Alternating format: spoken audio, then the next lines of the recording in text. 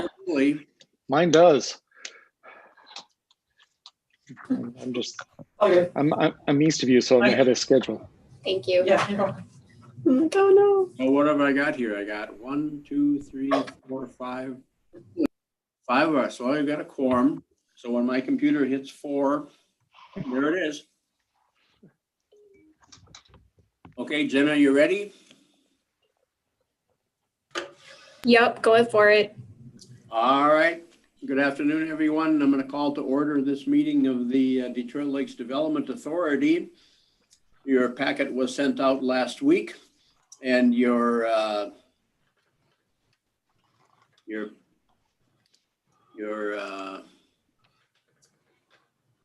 minutes and everything, your agenda should be in your packet. If there's anyone joining on live YouTube channel, welcome. This is the Detroit Lakes Development Authority. First order of business is the minutes from last month. They're in your packet. Any additions, changes, or deletions to the minutes? You know, I don't know how you want to handle me. I mean, I was there, I listened to everything, was trying to vote, but it says I was absent. I wasn't technically absent. I heard everything. I just couldn't get my electronics here to work. You can Okay, well, that's keep me as fine. absent. Yeah, we will, when we approve the minutes, providing they're approved, we'll just approve them with the amendment that Phil Hansen was present and was able to hear and see, but just technical difficulties, not everybody knew he was there. Perfect. I'll make a motion that we approve those minutes and also noting that Phil was present, just that we couldn't see him. I'll second it. This is Phil. Okay, motion made and seconded. Is there any other discussion? All those in favor, we have to call the roll, and I'm going to go down the list as I see them on my screen. Mike, Aye. Matt, Aye. Ron, Aye. Phil, Aye. GL. Aye. All right, and Dale, I know you're out there, but I don't see you on my screen anymore. You must, there must be too many people and you drifted off to the side. I don't know. I'm off to the side, on the top on the side. Yep. Okay, I see you now. Okay, Dale, what's your vote? Aye. Okay. Motion passes. Item number 3, the financial report and payment of claims. There was only one payment of claims, and that was to the newspaper, for the postmaster for $500. I take it that was to reload some postage in the machine. Correct. Any questions on the financial report or the statement of claims? If not, I'll take a motion. I move for approval. Mike here. Second it, Ron here. Motion made and seconded. Any discussion? All those in favor, I'll call the roll. Dale, Yes, here. Ron, Aye. Phil, Aye. Matt. Matt is on mute. Aye. Okay. And let's see who, GL. Yes, aye.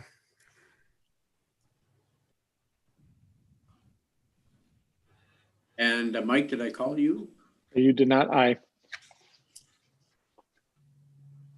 I gotta see if I can somehow change the screen. Oh, now I got everybody on there. I just gotta shrink up Larry's minutes. Okay. Item number 4, new business 4A, a consideration of the request from Good and Company for a first right of refusal for purchase of lots 11 and 12 in the North Industrial Park. And if you knew which ones they were on that map that was in your packet, they're at the south end of Cormorant Street, right on the corner there. And their report or their request, albeit a bit informal, does have an odd number. Larry, do you know exactly what they're offering for They're that? offering $3,000. It is, I thought it might be 30,000, but it's 3,000. The comma's in the wrong spot. Little decimal trouble. Okay. You know, I was looking at that lot 13, and that's kind of an odd shaped lot. It's not as full size as they don't have any use for that lot 13 at all, because it's kind of a different lot in the way it's. Yeah, and we when we visit with them some more, I plan on talking to them about that. I think it would be wise for them to at the very least control that lot. They can sell it in the future. They find some use for it. But, you know, to get the ball rolling, and as much as we've talked to them, we told them that they have to get the ball rolling by making an offer, and we can start doing some work. And that's where they're at here. The work that, sorry, Tom, part of the work that we would want to do there would be to probably get an appraisal of their downtown property so that we know what kind of price we would be looking at if we would choose to buy that.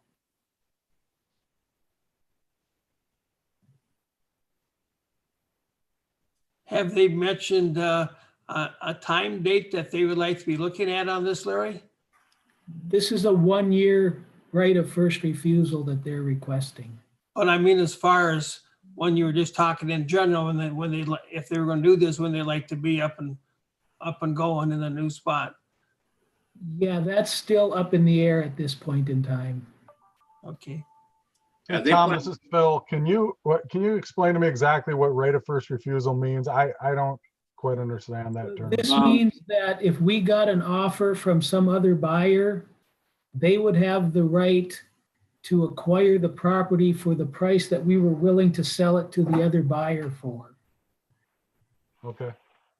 And are they willing to pay the asking price that we have on that, on lot 11 was 72,975 and the other lot was 73,600? Are they willing to pay the full price we're asking? That would be the price that we would sell it at to them if they would come in and want to buy it. Unless we got an offer from somebody else that we were willing to accept, then they would pay whatever price that was. Okay. Thank you. I make a comment about this, the way this offer or this proposal is worded. Yep, go ahead. You know, to participate in that, in this really may not be to our advantage because there are, and I would be one of them, and you might as well, when you think about what they're asking for here is that, so you spend time putting together whatever you're going to do with a proposal on whatever you're going to do on that lot, and then you make an offer and then you lose it because somebody else has got the right to buy it for the same price that you decided you were willing to pay for it. It just, it could defer some potential buyers. We do understand that. And I think the point here was that we are trying to work with Gooden to possibly acquire their site downtown. And this is a common way of us letting them lock up the property so that they know they have a place to move to. And so that's why we're willing to do it, is because we're trying to broker a deal or broker a project on their old site. Well, Larry, there's another way to do it, and that just give them, have them pay the $3,000 with an option to buy it within 1 year. And you could even prorate it to give an incentive that if they buy it in 6 months, they get all their money back, or work it out on a monthly basis so that they, so there's some incentive that they don't just lose $3,000. Otherwise, you're just kind of working somebody else to make them a deal. It wouldn't be an attractive deal for me as a buyer. So Dale, are you just saying if you're an interested buyer, you just rather be put on notice right away that someone has an option on the property, so look at other properties? Absolutely. So I can go on with my life. Yep. Yeah, and I don't think we plan on hiding that. If there's buyers that come along, we'd let them know that there's a right of first refusal on that land. And we came up with the $3,000 price because that's what we're going to spend, probably going to spend on getting an appraisal on their existing land. And we don't want that process to cost us any money. Well, the only advantage is on this proposal, as I understand it, if somebody came along and offered something less than the 146,375, then Gooden gets, if they wanted to, they get a chance to buy it at that price. In other words, somebody else did the negotiating for them. the buyer, and then the buyer that's willing to come up with the money, he's out in the cold. Well, that would be right, but so far we haven't been discounting our land out there at all when buyers come along. Yeah, we wouldn't necessarily be accepting $100,000 offer Well, and then allowing them to come in and take it at 100,000. We would be sitting there saying, hey, we wouldn't probably look at it until we got to our asking price as it stands. Okay, so no difference. Let's say he's willing to pay the asking price, then. this is Then, something we've done in the past, Dale, quite often. And the nice part about it is that instead of having it tied up for a year with the right of first refusal, if Gooden says, no, we're not ready to move, and we've got somebody else that wants to move on the property, we have the ability then to continue and sell it. okay, well, But you know, there's something to be said for history. If it works. I appreciate your comments, Dale. I think you bring a little different perspective, so I appreciate you. Yep. And that's why I asked the question about if they're willing to pay the full asking price, because I would be interested in this project if they were going to planning on discounting it. Yeah, so long as it doesn't, that is not a negative for anybody, Right. including the group, you know, Right. not a problem. we're still in charge or in control of the price. I understand that. So Larry, maybe I need to see maybe how you've done your option agreements before, but you know, kind of what Dale's saying, the way I've used an option agreement before is you establish the price, which is the full asking price for the lot. You assign them basically within a year the right to purchase at that price. And then I have an extra provision usually in that option agreement that says if someone shows up within a year and wants to buy it, they basically have an opportunity to respond and to buy it for that price, or they walk away, we keep their money and we sell to someone else. So it's a little bit of a combination, I think, of what Dale's saying and what, you know, just a plain right to first, you know, right of first refusal is. Exactly. Kelsey, that's where my thoughts are along those lines. Well, when it comes to an agreement, we could certainly structure it that way. It gives us another option, that's for sure. Yeah. So what we need is we need a motion to accept a $3,000 offer and have an agreement prepared. And if you're so willing, as per Kelsey and Dale's explanation. I'll make that motion. It's GL. I'll second. Second by Matt. Okay, I got a motion by GL and a second by Matt. I'll call the roll. Dale? Aye. Ron? Aye. Mike? Aye. Phil? Aye. All right, motion carries. Next item on the agenda is 4B, consideration of the reassignment of the TIF payments for McKinley Plaza. This is a subordination agreement that was in your packet. We get these periodically on projects as lenders move about and change. If there's any questions, we'll take it. Otherwise, it looked straightforward to me. There's nothing yeah, special. this is a straightforward assignment, and we would be assigning the tax increment payments to American National Bank for this project. Mike here, I'll move for approval. Second by Matt. Motion by Mike, seconded by Matt. Any discussion? I've got a question, you know, on the allowance endorsement for the note. It says general partner. Who actually are those partners that we're giving this to? This is a partnership that includes Jim Boos, Brent Keene, and a couple of others that I don't recall right off the top of my head, but it's that group. Larry, as you recall, that hasn't changed since we started our original No, relationship it with them. hasn't changed. Okay. No. That stays the same then. Okay, just wondering. Okay, any other questions, discussion? All right, I'll call the roll. Dale, Aye. Ron, Aye. GL, Aye. Phil. I, All right. Item Matt, 4. yes. Matt, oh, Mike, yes. I thought you were involved in the motion. Yes. Oh.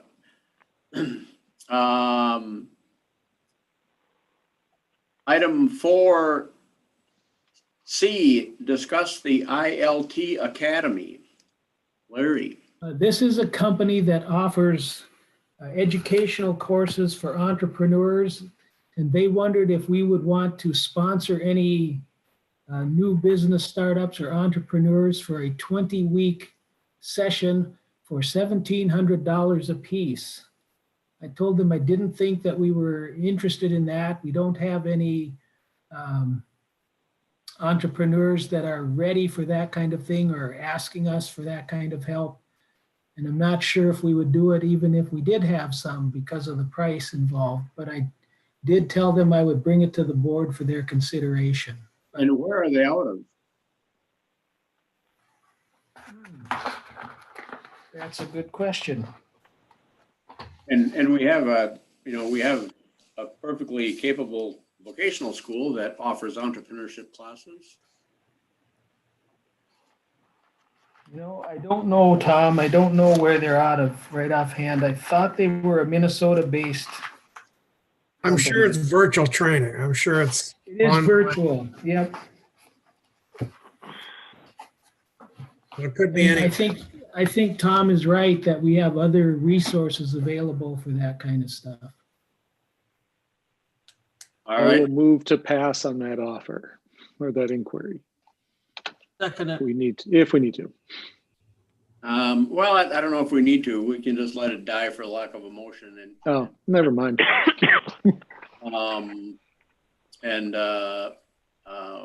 With discussion on that concluded and no action, we'll move on to item 4D, consideration of amending and promoting the COVID-19 emergency loan program. Larry. I thought it would be good to discuss our COVID-19 emergency loan program.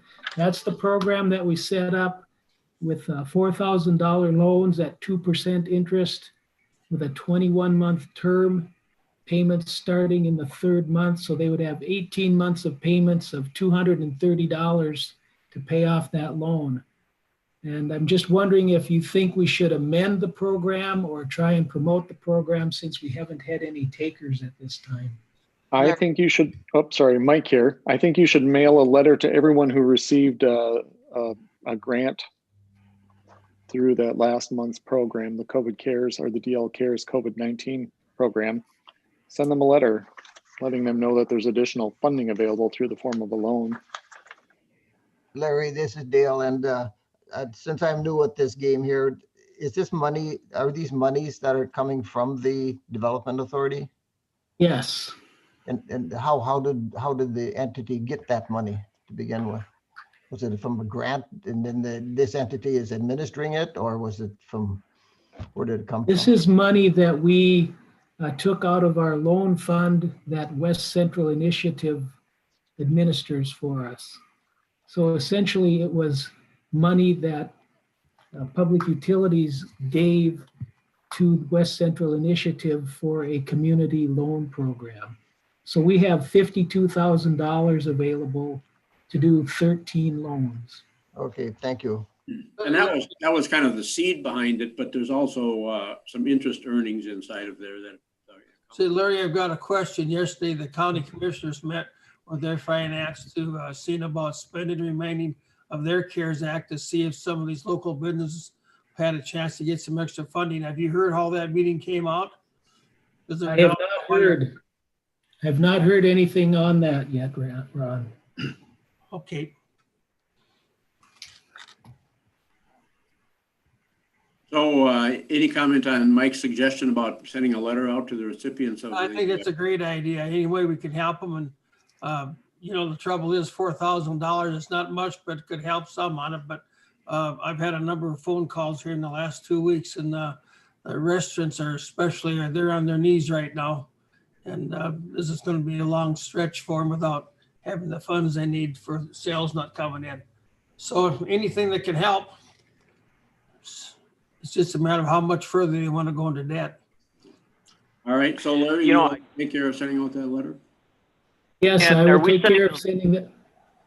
Are we sending the letter to that everybody that approved or everybody that applied? Yeah. I'll revise my recommendation, Matt, that it should be to everyone who applied, you know, Yeah. because. Thank you. Yep. Everybody that applied. Okay, and I don't think we need to have a motion on that. Mm-mm. We'll just have staff take care of that, and we'll take action on the applications as they come in. Did you think there was anything that should be adjusted in the loan program or changed? It was the most brief application I've seen in a long, long time, so no. Yeah, I wouldn't change anything either. We do try to make things easy. Thank you. Yeah. All right, item 5, your priority list and commercial industrial property list are in there as always. And that being the end of the agenda, I'll go around the room. Does anybody else have anything they want to bring up? I'll start at the top of my screen. Dale. Nothing at this time, but I'm going to enjoy a meeting with you folks. All right, good to have you. Yeah, I like Next, I like this business.